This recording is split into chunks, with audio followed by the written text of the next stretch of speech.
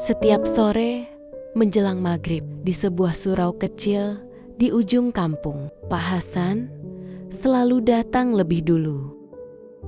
Usianya sudah hampir 60 tahun. Punggungnya mulai membungkuk, namun langkahnya tetap pasti. Ia membawa satu tas kain usang berisi Al-Quran, beberapa buku Iqra yang sampulnya sudah robek, dan segenggam kapur tulis kecil. Di lantai surau terhampar tikar lusuh yang warnanya sudah pudar. Tikar itu telah menemani puluhan tahun anak-anak kampung belajar mengaji. Pak Hasan merapikannya dengan sabar, meski tahu sebentar lagi tikar itu akan kembali, berantakan oleh kaki kecil yang tak bisa diam.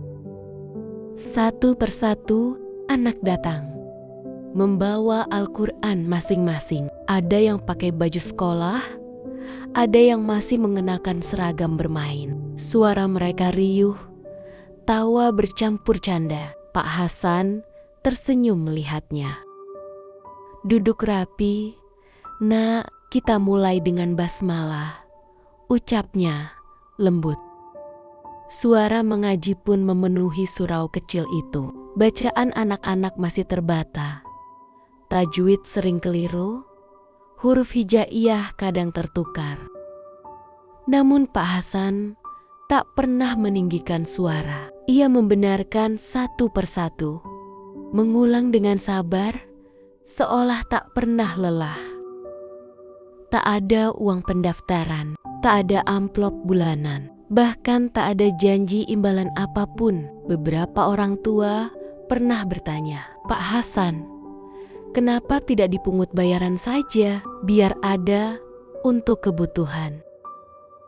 Pak Hasan hanya tersenyum. Kalau anak-anak ini belajar Al-Quran karena uang, nanti ilmunya ikut menuntut balasan. Biarlah pahala yang membayarnya.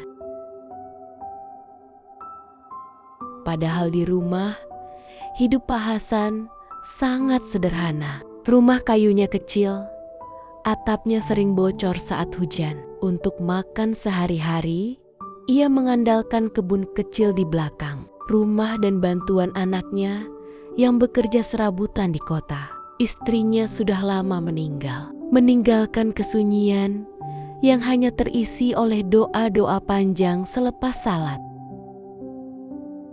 Malam hari setelah mengaji, ketika surau sudah sepi, Pak Hasan sering duduk sendiri di tikar lusuh itu. Ia merapikan Al-Quran, menatap mihrab, lalu berdoa pelan.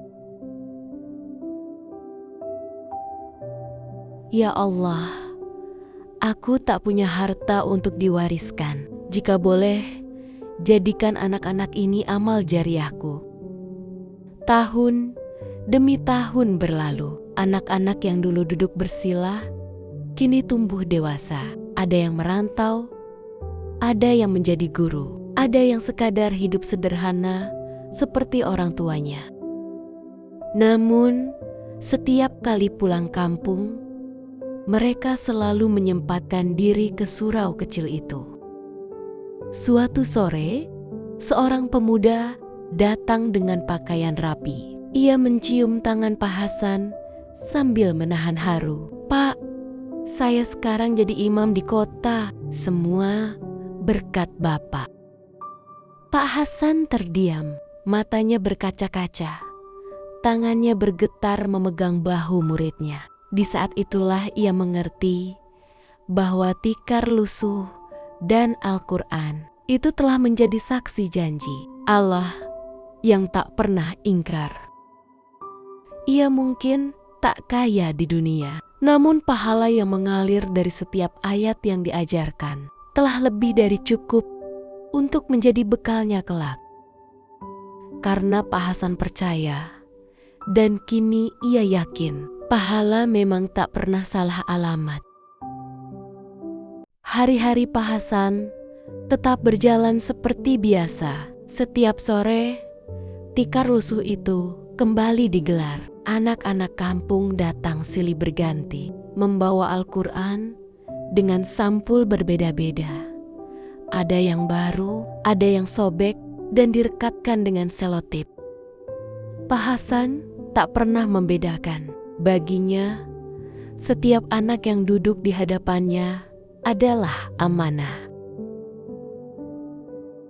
Namun, usia tak bisa diajak bernegosiasi. Suatu sore, suara Pak Hasan terdengar lebih pelan dari biasanya. Batuknya tak kunjung reda. Tangannya sedikit gemetar saat menunjuk huruf hijaiyah. Anak-anak saling berpandangan. Sebagian mulai menyadari bahwa guru ngaji mereka tak lagi sekuat dulu. "Pak Hasan, istirahat saja dulu," ujar salah satu orang tua murid. Pak Hasan hanya tersenyum. "Kalau saya istirahat, siapa yang menemani mereka belajar hari ini?" Malam itu, surau terasa lebih sunyi. Pak Hasan duduk sendirian, menatap tikar lusuh yang mulai menipis seratnya. Ia memegang Al-Quran dengan kedua tangan, lalu berbisik lirih dalam doa. "Ya Allah, jika hari ini adalah batas tenagaku, terimalah setiap huruf yang pernah mereka baca."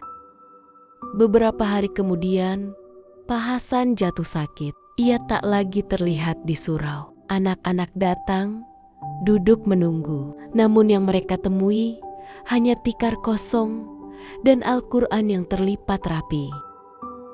Surau yang biasanya penuh lantunan ayat, kini hanya diisi angin sore. Hingga suatu pagi, kabar itu menyebar pelan-pelan. Pak Hasan telah berpulang. Surau kecil itu dipenuhi orang. Anak-anak menangis dalam diam. Para orang tua tertunduk. Tak ada harta yang ditinggalkan Pak Hasan. Hanya tikar lusuh, beberapa kitab usang, dan jejak kebaikan yang tak terhitung. Namun di antara pelayat, berdiri banyak pemuda dan pemudi berpakaian rapi. Mereka datang dari berbagai tempat. Ada yang menjadi guru, perawat, pedagang, bahkan pengusaha. Satu persatu maju, memeluk tikar lusuh itu dengan mata basah. Di tikar inilah saya pertama kali belajar Al-Fatihah. Di sini, Pak Hasan mengajari saya sabar. Beliau tak pernah meminta bayaran, tapi hidup saya berubah. Hari itu, surau kembali hidup, bukan karena Pak Hasan hadir secara fisik, tapi karena ajarannya telah tumbuh dalam banyak jiwa. Anak-anak yang dulu duduk di hadapannya, kini bergantian mengajar adik-adik mereka. Di dinding surau, seseorang menempelkan tulisan sederhana. "Ilmu yang ikhlas akan hidup lebih lama dari pemiliknya." Dan tikar lusuh itu tak lagi dianggap tua dan tak berharga. Ia menjadi saksi bahwa pahala memang tak pernah salah alamat.